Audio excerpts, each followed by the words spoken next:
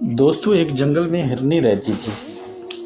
جنگل میں اس کے چھوٹے چھوٹے بچے تھے اور بہت پیارے اور خوبصورت تھے۔ لہذا ایک دن وہ جنگل میں چرنے گئی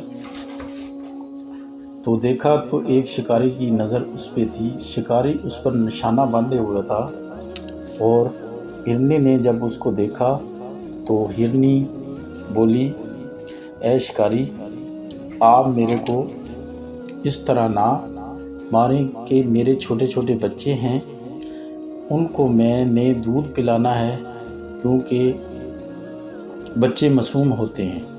شکاری نے اس کو پکڑ لیا اور باندھ لیا۔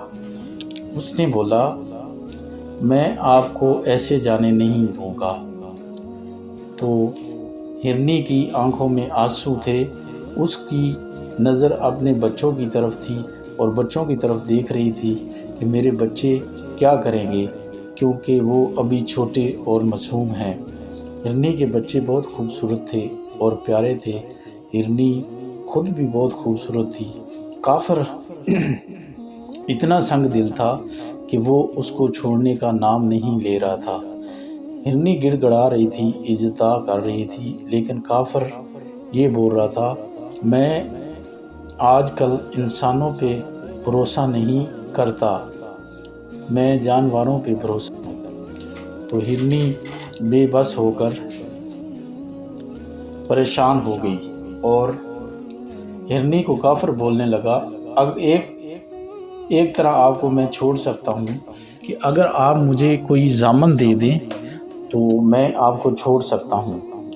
تو آپ ایسا کریں کہ اپنے اللہ کو بولیں کہ کوئی ضامن آپ کی کرے۔ تو کیا ہوا کہ ہرنی نے آنسوؤں بھری آنکھیں اللہ کی رحمت کی طرف کی۔ تو اسی دوران حضور صلی اللہ علیہ وسلم کا وہاں سے گزر ہوا تو دیکھ رہے ہیں کہ ہرنی کی آنکھوں میں آنسو ہیں۔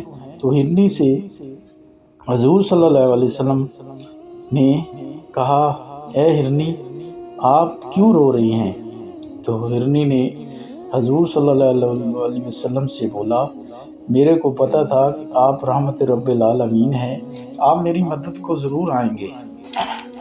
ہرنی کی دل میں اور خوشی کی لہر اٹھ پڑی کہ حضور صلی اللہ علیہ وسلم کی مدد میرے لیے حاضر ہے۔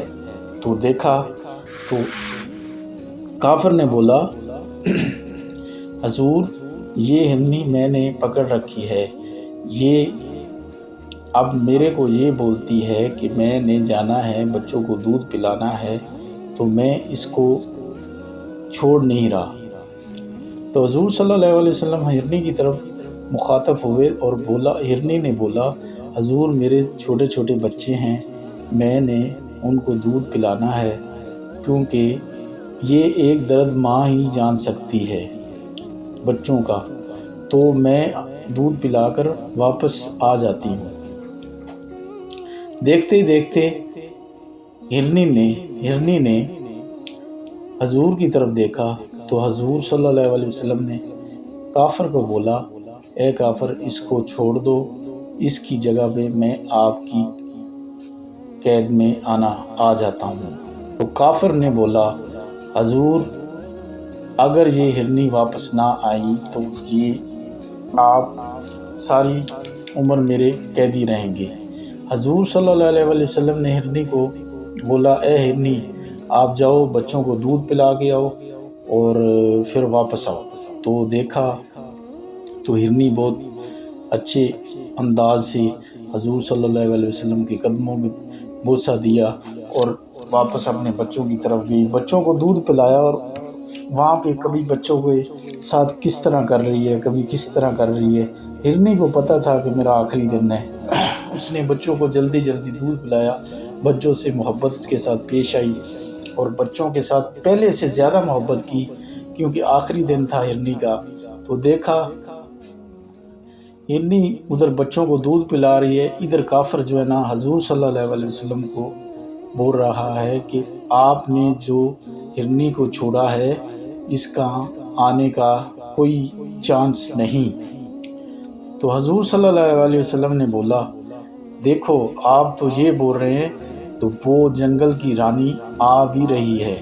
تو نظر پڑی تو حضور صلی اللہ علیہ وسلم نے اس کو بولا، یہ دیکھیں یہ بے زبان ہے، میں دنیا کے لیے رحمت رب العالمین بن کے آیا ہوں، تو اس کے لیے میں نے آپ کو اپنا آپ کے پاس بندی بنا۔